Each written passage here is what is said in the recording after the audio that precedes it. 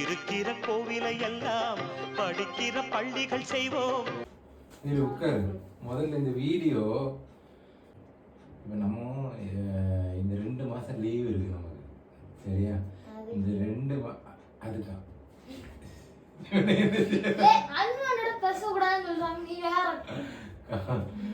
கொஸ்டினுக்கு ஆன்சராக தான் இருக்கணும், கவுண்டர்லாம் கொடுக்கக்கூடாது. கொஸ்டின் தான் கேட்கான். 2 மாசம் லீவ் இருக்குன்னு நீ சொல்றீங்க, அதுக்கு அவன் அதுக்கு 2 மாதம் நமக்கு லீவ் இருக்கு.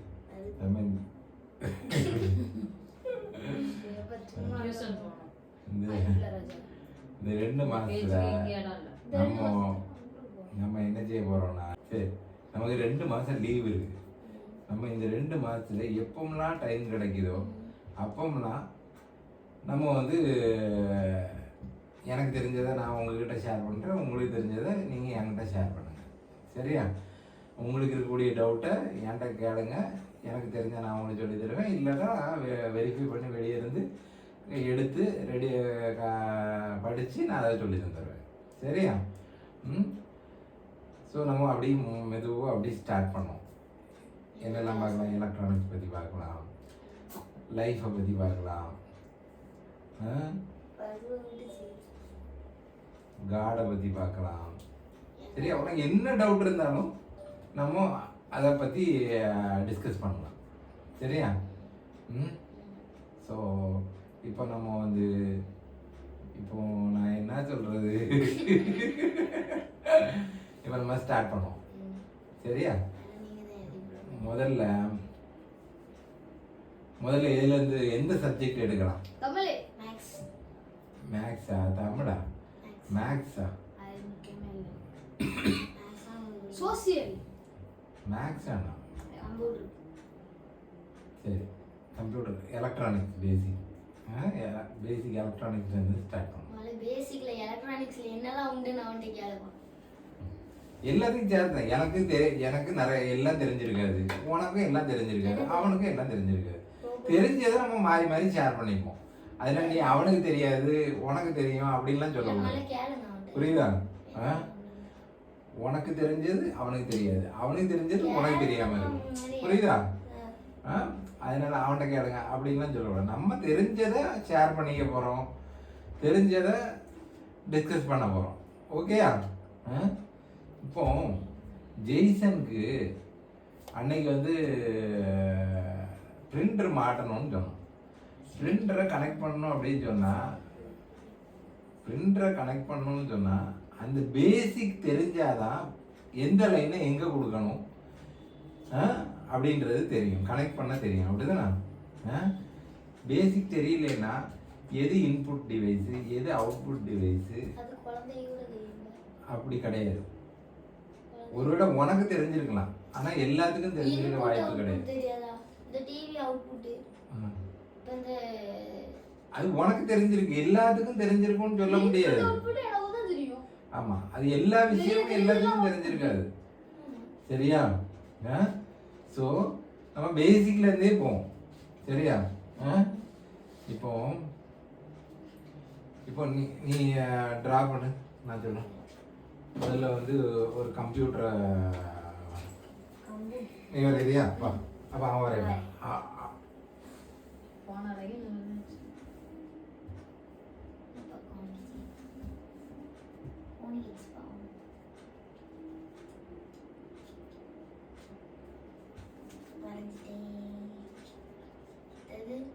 அடுத்து அங்கிருந்து ஒரு லைன் கொடுத்து அதுல இருந்து கீழே அடுத்து என்ன வரும்? கீபோர்டு வரும்.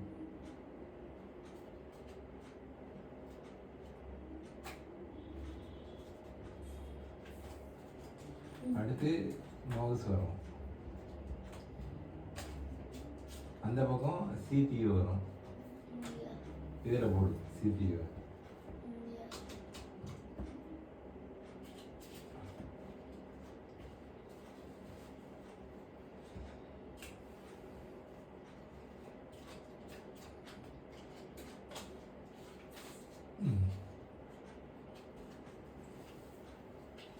இங்கேருந்து ஒரு கனெக்ஷனை CPU கொடு. இங்கே இருந்துடா இதில் இருந்து கீபோர்டில் இருந்து மவுஸு ரெண்டுமே வந்து சிபியூக்குள்ளே போகும். கீபோர்டையும் சிபியூ போடு.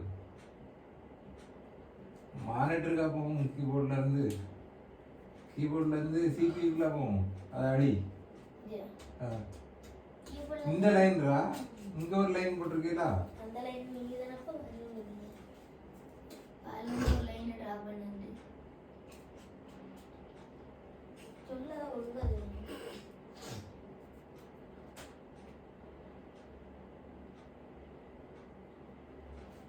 சரி, இப்போ சிபியூல இருந்தா மானிட்டருக்கு போவோம் லைன். சரியா? அடுத்து இங்க பிரிண்டர் வர. ஒரு தகடப்பா அது இது சும்மா வரதே இருந்தா இது போதும். ஓகே தான். பிரிண்டர்ல இருந்து சிபியூ போடு.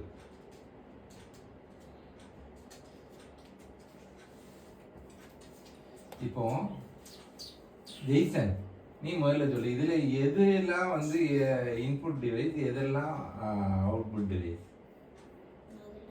தப்பா இருந்தாலும் பரவாயில்ல. கம்ப்யூட்டர்னா மொத்த இதையும் சேர்த்து சொல்றோம். ஆமா, மொத்தமா சேர்ந்தது தான் கம்ப்யூட்டர். சரியா? இது வந்து நீ சொல்லு. இந்த monitor out, monitor out, keyboard input, mouse input, CPU generator, CPU வந்து ப்ராசஸர். சரியா? Printer output, printer output, keyboard input, mouse input. Okay Jaison, நல்லா கவனிச்சுக்கோ. மானிட்டர் வந்து அவுட்புட். ஏன் அப்படின்னா நம்ம என்ன டேட்டா, இங்கே டேட்டா வந்து இங்கே சிபியூவில் இருக்கும். சரியா? நம்ம இப்போ ஃபோன்லேருந்து ஒரு டேட்டாவோ இங்கே அனுப்புறது வந்து சிபியூக்கு தான் அனுப்புவோம். அப்படிதானா? இல்லை ஒரு ஹார்ட் டிஸ்கில் ஒரு பென் ட்ரைவ்லேயே எதுலேயே வைக்கிறோம்னா அந்த டேட்டாவை வந்து சிபியூக்கு தான் அனுப்புவோம். சரியா? சிபியூவில் இருந்து வரக்கூடியது எந்த இதுலெல்லாம் அவுட்புட்டாக வெளியே வரும்? நம்ம சிபியூவில் ஒரு ஃபோட்டோவை கொடுக்குறோம்னு வச்சுக்கோங்க. ஒரு ஃபோட்டோவை கொடுக்குறோம். சரியா? அந்த ஃபோட்டோ வந்து நமக்கு வெளியே தெரியணும். அப்படிதானா? வெளியே தெரியணும். வெளியே தெரிகிறது தான் அவுட்புட் டிவைஸ். நம்ம கொடுக்கறது இன்புட் டிவைஸ். இப்போ ஹார்ட் டிஸ்க் நம்ம கொடுக்குறோம்னா ஹார்ட் டிஸ்க் வந்து பென்ட்ரைவ் வந்து இன்புட் டிவைஸ். சரியா? அது ஒரு ஸ்டோரேஜ் டிவைஸு. அதில் தான் நம்ம இன்புட்டாக கொடுக்குறோம். சரியா? அதில் இருக்கக்கூடிய அவுட்புட் வந்து எங்கே தெரியும்? இமேஜ் எதில் தெரியும்? மானிட்டரில் தெரியும். அப்படிதானா? அப்போ இது அவுட்புட் டிவைஸ். சரியா? அதே இது பிரிண்டரில் நம்ம என்ன பண்ணுவோம்? பிரிண்ட் எடுப்போம். அப்படிதானா? அப்போ பிரிண்டரில் இமேஜ் வரும். அப்போ அந்த இமேஜ் நமக்கு வெளியே வருது. அப்போ அதுவும் அவுட்புட் டிவைஸ். நமக்கு அவுட்புட் அங்கே தானே கிடைக்கிது. அதுவும் ஆமாம், ஸ்பீக்கராக அவுட்புட் டிவைஸ் தான். அதில் ஆடியோ நமக்கு வெளியே கிடைக்கிது. சரியா? இப்போ பிரிண்டரும் அவுட்புட் டிவைஸ் தான், மானிட்டரும் அவுட்புட் டிவைஸ் தான். கீபோர்டு வந்து நம்ம டேட்டாவை உள்ளே கொடுக்குறோம். நம்ம இப்போ ஜெய்சன் எழுதுகிறோம் அப்படின்னு சொன்னால் அந்த டேட்டாவை உள்ளே கொடுக்குறோம். அப்போ அது வந்து இன்புட் டிவைஸ். மவுஸும் இன்புட் டிவைஸ் தான். சரியா? கீபோர்டும் இன்புட் டிவைஸ் தான், மவுஸும் இன்புட் டிவைஸ் தான். இப்போ இந்த பேசிக் உனக்கு தெரிஞ்சாதான் இந்த லைனை எப்படி கொடுக்கறது அப்படின்றது உனக்கு தெரியும். இப்போ இதில் இருந்து லைன் கனெக்ட் பண்ணணும்னு வச்சுக்கேன். இப்போ மானிட்டர் இருக்குது, இப்போ டிவி இருக்குது. சரியா? டிவியிலேருந்து நம்ம வந்து எப்படி பிரிண்டரில் நம்ம அவுட்புட் எடுக்கணும் அப்படின்னு சொன்னால் எப்படி நம்ம கனெக்ட் பண்ணணும் அப்படின்றது நமக்கு தெரியணும். அப்போ முதல்ல மானிட்டர் எதோட கனெக்ட் ஆகிருக்கணும்? சிபியூவோட கனெக்டர் ஆகிருக்கும். அது ஆல்ரெடி எல்லாம் கனெக்ட் பண்ணி தான் நம்ம வச்சுருக்கோம். பிரிண்டர் மட்டும்தான் நம்ம அடிக்கடி நம்ம வீட்டில் என்ன பண்ணுறோம்? வேறு இடத்துல வச்சுருக்கோம், அதனால் எடுத்துக்கொண்டு இங்கே மாட்டுறோம். அப்படி தானே? அப்போது நம்ம பிரிண்டருக்குள்ள கேபிளை எதில் மாட்டணும்? மானிட்டர் இல்லை, சிபியூவில் மாட்டணும்.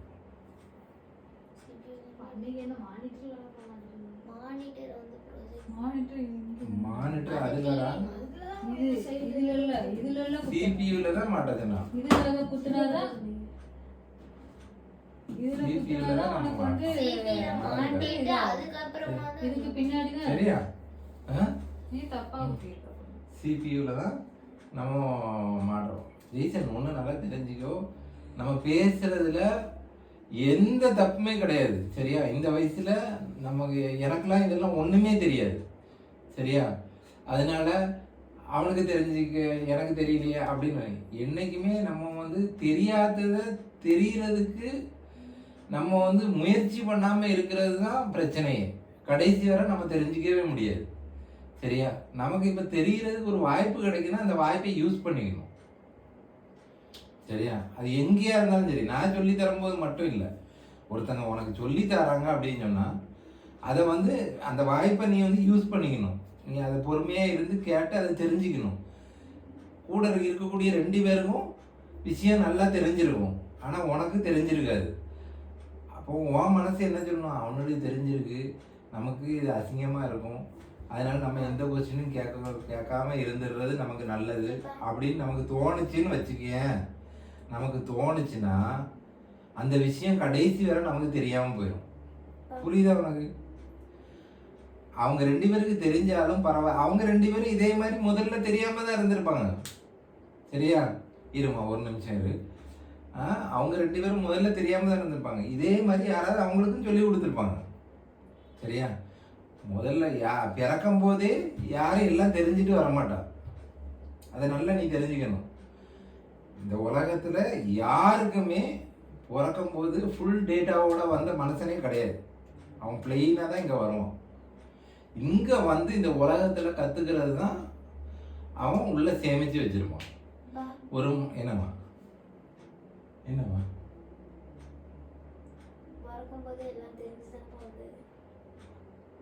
பிறக்கும் போதே அவரும் தெரிஞ்சு வைக்கல, தெரிஞ்சு வரல. அவருக்கும் ஜீசஸ்க்கும் நிறைய வந்து அவருக்கு கற்றுக் கொடுக்கப்பட்டது. அவர் ஆர்வத்தோட கற்றுக்கிட்டாரு. அவங்க அம்மா அப்பா சொல்லி கொடுத்தாங்க. அது இல்லாமல் அவருக்கு நிறைய அவருக்கு யாருமே நிறைய ஞானங்கள் வந்து கொடுக்கப்பட்டது. அதை அவர் கரெக்டாக யூஸ் பண்ணிக்கிட்டாரு. சரியா? யாருமே இந்த உலகத்தில் முதலையே ஃபீட் பண்ணி வந்தது கிடையாது. எல்லாருமே பிளெயினாக தான் வருவாங்க இந்த உலகத்துக்கு. இங்கே வந்து தான் நம்ம வந்து கற்றுக்கணும். கற்றுக்கிறதுக்கு நிறைய வாய்ப்புகள் நமக்கு கிடைக்கும். யார் ஒருத்தன் கரெக்டாக அந்த வாய்ப்பை யூஸ் பண்ணிக்கிறானோ அவன் நிறைய கற்றுப்பான். சரியா? யார் ஒருத்தன் வெட்கப்பட்டுக்கிட்டு ஐயோ அவனுக்கு தெரிஞ்சிருக்கு நமக்கு தெரியலையே நம்ம கேட்காம இருக்கணும்னு நம்ம இருந்துட்டோம்னா நம்ம கற்றுக்கவே முடியாது. புரியுதா? அதை வந்து நீங்கள் ரொம்ப மைண்டில் ரொம்ப கரெக்டாக வச்சுக்கணும். ஏன்னா நமக்கு வந்து தெரியாத விஷயங்கள் இந்த உலகத்தில் நிறைய இருக்கும். நம்ம எவ்வளோத்துக்கு கற்றுக்க முடியுமோ அவ்வளோத்துக்கு கற்றுக்கணும். அதுதான் நம்மளோட மோட்டிவே. அதுதான் இந்த உலகத்துக்கு வந்ததோட மோட்டிவே அதுதான். நம்ம எவ்வளவு கற்றுக்க முடியுமோ அவ்வளோ கற்றுக்கணும். கற்றுக்கிட்டாதான் நீ 4 பேருக்கு சொல்லி கொடுக்க முடியும். சரியா? நீ 4 பேருக்கு சொல்லி கொடுக்கணும் அப்படின்னு சொன்னால் உனக்கு எவ்வளோ நாலேஜ் இருந்தால் நீ 4 பேருக்கு சொல்லி கொடுக்க முடியும். நிறைய நாலேஜ் இருந்தால் நிறைய பேருக்கு சொல்லி கொடுக்கலாம். அப்படிதானே? இன்னொன்று, இந்த உலகத்தில் சர்வே பண்ணணும் அப்படின்னு சொன்னால் உனக்கு நிறைய நாலேஜ் இருந்தால் ஈஸியாக சர்வே பண்ணலாம். சரியா? இப்போ உனக்கு நிறைய நாலேஜ் இல்லை அப்படின்னு சொன்னால் இந்த உலகத்தில் சர்வே பண்ணுறது ரொம்ப கஷ்டம். சரியா? அதனால தான் எல்லோரும் என்ன சொல்கிறாங்க, நல்லா படிங்க நல்லா படிங்க. ஏன்? நல்லா படித்தா உங்களுக்கு நாலேஜ் வரும் அப்படின்றது ஒன்று. இன்னொன்று மார்க்குக்காண்டி படிக்கிறது வேற, நாலேஜுக்காக வேண்டி படிக்கிறது வேற. நீ 100 மார்க் எடுத்து படிக்கிறது பெருசு கிடையாது. புரியுதா? புரிஞ்சு நீ உனக்கு தெரியணும், இந்த விஷயம் இப்படி தான் ஒர்க் ஆகுதுன்னு தெரியணும். நீ மக்கப் பண்ணி படிக்கக்கூடாது. புரியுதா? நீ மக்கப் பண்ணி என்னைக்குமே படிக்கக்கூடாது. நீ மார்க் குறைவா எடுத்தாலும் பரவாயில்ல, ஆனால் அந்த விஷயத்தை பற்றி உனக்கு தெரிஞ்சிருக்கணும். இப்போ நம்ம இதை பற்றி படிக்கிறோம்னா இதை பற்றி உனக்கு தெரிஞ்சிருக்கணும். தெரியாமல் மானிட்டர்லேருந்து சிபியூக்கு லைன் போகும், கீபோர்ட்லேருந்து இங்கே சிபியூக்கு லைன் போகும், பிரிண்டர்லேருந்து இங்கே லைன் போகும். இவ்வளோ தான் தெரியும். அது எப்படி ஒர்க் ஆகுது, எங்கே எது இன்புட் டிவைஸு எது அவுட்புட் டிவைஸு எதுவுமே தெரியலைன்னு வச்சுக்கோங்க. நாளைக்கு அதில் ஒரு மிஸ்டேக் வந்துன்னா அதை வந்து ரெக்டிஃபை பண்ண உன்னால் முடியாது, சரி பண்ண முடியாது. சரியா? நீ அதை பற்றி தெரிஞ்சதுன்னா அதில் வரக்கூடிய பிரச்சனையை உன்னால் சால்வ் பண்ண முடியும். இதே மாதிரி தான் லைஃப்பில் எல்லா பிரச்சனையுமே. உனக்கு நிறைய நாலேஜ் இருந்ததுன்னா ஒரு பிரச்சனை வருதுன்னா அதை ஈஸியாக உன்னால் ஷார்ட் அவுட் பண்ண முடியும். அதை எப்படி அந்த பிரச்சனையிலேருந்து எப்படி நம்ம வெளியே வரலாம் அப்படின்னு யோசிக்க முடியும். சரியா? உனக்கு நிறைய நாலேஜ் இல்லாமல் கம்மியாக இருந்ததுன்னா நீ ஸ்ட்ரகிள் ஆகி நின்றுவ. என்ன செய்யணும்னு அடுத்தது செய்ய தெரியாது உனக்கு. கரெக்டு தானே நான் சொல்கிறது? ஜெய்சன் கரெக்டு தானே நான் சொல்கிறது? ஸோ ஒரு விஷயத்த நல்லா தெரிஞ்சுக்குங்க. கற்றுக்கிறதுக்கு வெட்கப்படவே கூடாது.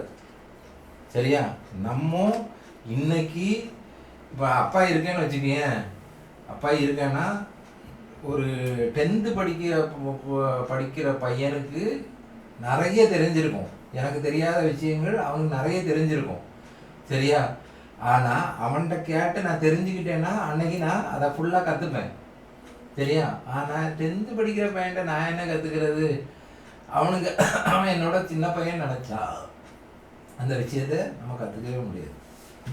புரியுதா? இப்போ இது எங்கே நடக்கும் அப்படின்னு சொன்னால், நம்ம இப்போ ஒரு காலேஜுக்கு போகிறோன்னு வச்சுக்கோங்க. சில நீ ஹையர் ஸ்டடீஸ்லாம் போகும்போது உன்னோட வயசு கம்மியானவங்க உனக்கு டீச்சராக வருவாங்க.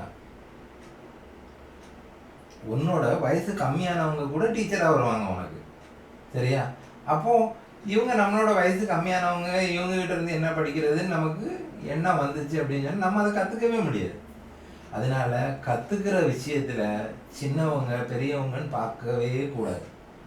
சரியா? நம்மளோட எண்ணம் என்னென்னா, இந்த உலகத்தில் நம்மளால் எவ்வளவு கற்றுக்க முடியுமோ அவ்வளவுத நம்ம கற்றுக்கணும். என்ன கற்றுக்கிட்டாலும், எந்த விஷயத்தை பற்றி நீ கற்றுக்கிட்டாலும் அது உனக்கு கண்டிப்பாக ஏதாவது ஒரு இடத்துல உதவி பண்ணும். இப்போ நீ மியூசிக் கற்றுக்கிற அப்படின்னு சொன்னால் அது ஒரு இடத்துல உதவி பண்ணும். நீ கம்ப்யூட்டர் பற்றி தெரிஞ்சுக்கிறேன்னா அது ஒரு இடத்துல உதவி பண்ணும். சரியா? இப்போ திடீர்னு நீ வந்து மியூசிக் கற்றுக்கிற, உன்னோட ப்ரொஃபஷன் மியூசிக்காக இருக்குது அப்படின்னு வச்சுக்கேன். ஆனால் உனக்கு கம்ப்யூட்டர் பற்றியும் நாலேஜ் இருக்குது. நாலேஜ் இருக்கும்போது யாராவது உங்ககிட்ட வந்து கம்ப்யூட்டரை பற்றி கேட்டாலும் உன்னால் சொல்ல முடியும். ஒரு கம்ப்யூட்டரில் ஒரு பிரச்சனை இல்லை, உன் வீட்லேயே ஒரு கம்ப்யூட்டரில் பிரச்சனை வந்துச்சுன்னா அந்த பிரச்சனையை நீனே சரி பண்ண முடியும். அப்படி தானே? அப்போ உனக்கு நீ கற்றுக்கிட்டது ஹெல்ப் பண்ணுது. கரெக்டு தானே? அதனால இந்த உலகத்தில் கற்றுக்கிறது எதுவுமே வேஸ்ட்டாக போகாது. நம்மளோட மோட்டிவ் என்னென்னா, இந்த உலகத்துக்கு வந்தது நிறைய கற்றுக்கிறதுக்கு தான் நம்ம வந்திருக்கோம். அதில் மாற்றமே கிடையாது. அதை நல்லா மைண்டில் வச்சுக்கோங்க. எவ்வளோ கற்றுக்க முடியுமோ அவ்வளோத்துக்கு கற்றுக்கணும். இன்னொரு விஷயம், இது வராது, இது எனக்கு தெரியாது அப்படின்னது ஒன்றுமே இந்த உலகத்தில் கிடையாது. இது வராது, இது ஜெய்சன் தான் அடிக்கடி என்ன கிண்டல் பண்ணுவான். நான் எது கெடுத்தாலும் ப்ராக்டிஸ்ன்னு சொல்லுவேன். அவன் தான் என்ன கிண்டல் பண்ணுவான். ஆனால் எந்த விஷயமா இருந்தாலுமே ப்ராக்டிஸ் பண்ணால் அது வரும். எவ்வளவு பெரிய விஷயமா இருந்தாலும் அது ப்ராக்டிஸ் பண்ணால் வரும். ப்ராக்டிஸ் பண்ணால் வராதது எதுவுமே கிடையாது. அதேமாரி படித்தா, புரிஞ்சு படித்தா உனக்கு வராத சப்ஜெக்ட்னு ஒன்றுமே கிடையாது. சரியா? சரி, இப்போ நம்ம டாபிக் உள்ள போவோம். திரும்ப இடையிடைய நம்ம மைக்கு இன்புட் டிவைஸு, கீபோர்டா? கீபோர்டு நீ இப்போ சொல்ல தானே செஞ்ச? ஆமாம், அது இன்புட் டிவைஸ் தான். அதில் நீ இன்புட் நீ டேட்டா கொடுக்குற, அதில் ஸ்பீக்கரு இருக்கு. அப்போ இது கீஸ்லாம் வந்து இன்புட் டேட்டா கொடுக்குது. உள்ளேயே ப்ராசஸர் இருக்கு, அதுலேயே அவுட்புட் டிவைஸும் இருக்கு. எல்லா இதுலேயுமே ப்ராசஸர் இருக்கும். நம்ம கம்ப்யூட்டரில் இருக்கக்கூடியதை சிபியூன்னு சொல்கிறோம். சரியா? ப்ராசஸர் எல்லா இதுலேயுமே இருக்கும். கீபோர்ட்லேயும் உள்ள ப்ராசஸர் இருக்கும். சரியா? ஒரு இதை நம்ம கொடுக்குற டேட்டாவை ப்ராசஸ் பண்ணாமல் அது வந்து வெளியே கொடுக்க முடியாது. நீ கொடுக்குறது இப்போ ஒரு எக்ஸாம்பிளுக்கு, இப்போ கீபோர்டில் நம்ம ஜெய்சன்னு டைப் பண்ணுறோம், அப்படிதானா? அந்த ஜெய்சன்னு டைப் பண்ணுறது மானிட்டருக்கு தெரியாது, அப்படிதானா? நம்ம ஜெய்சன் ஆமாம், அந்த ஜெய்சன் வந்து மானிட்டருக்கு தெரியணும் அப்படின்னு சொன்னால் ஜீரோ தெரிய வைக்கிறது யாரோட வேலை? சிபியோட வேலை. சிபியோட வேலை. ஒரே லாங்குவேஜ் வந்து அதுக்கு 0-1 தான் அதுக்கு புரியும். அதுக்கு கோடிங்லாம் எழுதுவாங்க. எழுதி நம்ம கொடுக்குற இன்புட்டை அது ப்ராசஸ் பண்ணி அது வந்து கம்ப்யூட்டருக்கு நமக்கு என்ன தேவையோ அதை கொடுக்குற மாதிரி அந்த இது சிபியூ வந்து ப்ராசஸ் பண்ணி கொடுக்கும். இதே மாதிரி தான் கீபோர்டில் மொத்தம் 88 கீஸ் இருக்குதுன்னு வச்சுக்கேன். ஒவ்வொரு கீலையும் ஒவ்வொரு சவுண்டு வரும். அந்த ஒவ்வொரு சவுண்டுக்கும் அந்த ப்ராசஸரில் இந்த சவுண்டை ஸ்டோர் பண்ணி வச்சுருப்பாங்க. கீபோர்டில் இருக்கக்கூடிய ப்ராசஸரில் சவுண்டை ஸ்டோர் பண்ணி வச்சுருப்பாங்க. அப்போ நீங்கள் இங்கே ஒரு சிம்பிளாக நான் சொல்கிறேன். இப்போ ஒரு 10 சுவிட்ச் இருக்குதுன்னு வச்சுக்கங்க. 10 சுவிட்ச் இருக்குது. நமக்கு வீட்டில் வந்து லைட் இருக்குது. லைட்டு அதில் அந்த சுவிட்ச் போர்டில் வந்து ஒரு மேலே இருக்கக்கூடியதில் ஒரு 4 சுவிட்ச் இருக்குது. அப்படி தானே? கீழே இருக்கக்கூடியதில் ஒரு 3 சுவிட்ச் இருக்குது. இதேமாதிரி மொத்தமாக ஒரு 10 சுவிட்ச் இருக்குதுன்னு வச்சுக்கோங்க. இது ஒன்று வந்து ஃபேன் ஆன் பண்ணுது, ஒன்று லைட் ஆன் பண்ணுது, ஒன்று டிவி ஆன் பண்ணுது. இப்படி ஒவ்வொன்றும் ஒவ்வொரு சுவிட்சு ஒவ்வொரு டிவைஸை ஆன் பண்ணுது. அப்படி தானே? இதே மாதிரி 10 சுவிட்சு இருக்குன்னா மொதல் சுவிட்சு உனக்கு வந்து சிலேருந்து உனக்கு என்ன நோட்டு பி வரை இருக்குது. CDEFG ABன்னு இருக்குது. அப்படி தானே? இப்போ 7 சுவிட்சுன்னு வச்சுப்போம் ஈஸியாக புரியுறதுக்காண்டி. ஒரு ஆக்டிவில் விட 7 நோட் இருக்குது. சிலேருந்து பி வரை இருக்குது. அப்படி தானே? அப்போ 7 சுவிட்ச் இருக்குன்னா முதல் சுவிட்சில் சியை அசைன் பண்ணியிருப்பாங்க. அந்த சியை வந்து அசைன் பண்ணும்போது அந்த சியோட சவுண்டை அந்த ப்ராசஸரில் ஸ்டோர் பண்ணி வச்சுருப்பாங்க. சரியா? நீ இந்த சியை இந்த சுவிட்சை இந்த கீ வந்து நீ ப்ளே பண்ணுறீல, இது வந்து சுவிட்சு தான். இது வந்து ஒரு சுவிட்சு தான், வேற ஒன்றுமே கிடையாது. சரியா? நீ இங்கே போடுற சுவிட்சு தான், அது உனக்கு வாசிக்கிற மாதிரி ஒரு இதில் வச்சுருக்காங்க. சரியா? அது ஒரு சுவிட்சு தான், வேற ஒன்றுமே கிடையாது. அப்போ நீ இந்த சுவிட்சை ப்ரெஸ் பண்ணும்போது அந்த சியோட சவுண்டை வந்து அது ப்ரொடியூஸ் பண்ணும். ஏன்னா இந்த சுவிட்சு வந்து அந்த சி சவுண்டை வந்து வெளியே கொண்டு வர்ற மாதிரி ஆன் பண்ணி விடும். சரி, அந்த ப்ராசஸரோட வேலை அதுதான். சரியா? டிஃபால்ட்டாக எல்லாத்துக்கும் ஒவ்வொரு ஆக்டிவில் உள்ள சவுண்டையும் அது டிஃபால்ட்டாக ஸ்டோர் பண்ணி வச்சுருக்கோம். சரியா? இப்போ ஒவ்வொரு ஆக்டிவ்லையும் சிலேருந்து பி வரை இருக்கும். அப்படி தானே? ஒவ்வொரு ஆக்டிவில் உள்ள சவுண்டும் வேறு வேறு மாதிரி இருக்கும். அப்படி தானே? ஒவ்வொரு சவுண்டையும் தனித்தனியாக ஸ்டோர் பண்ணி வச்சுருக்கோம். சரியா? அப்போ நீ இங்கே ஒரு சுவிட்சை அமுக்கும் போது அந்த சுவிட்சுக்கு எதை அசைன் பண்ணியிருக்கோ அந்த சவுண்டு ஸ்பீக்கரில் வரும், அவுட்புட் டிவைஸில் வரும். புரியுதா உனக்கு? சிம்பிளாக நம்ம வீட்டில் இருக்கக்கூடிய சுவிட்ச் போர்டு தான். சுவிட்ச் போர்டு தான். லைட் ஆன் பண்ணுறதுக்கு ஒன்று, டிவி ஆன் பண்ணுறதுக்கு ஒன்று, ஃபேன் ஆன் பண்ணுறதுக்கு ஒன்று மாதிரி தான். சி நோட்டு வர்றதுக்கு ஒன்று, அடுத்து டி நோட்டு வர்றதுக்கு ஒன்று, இப்படி ஒவ்வொரு நோட்டுக்கும் ஒவ்வொன்று அசைன் பண்ணி வச்சுருப்பாங்க. சரியா?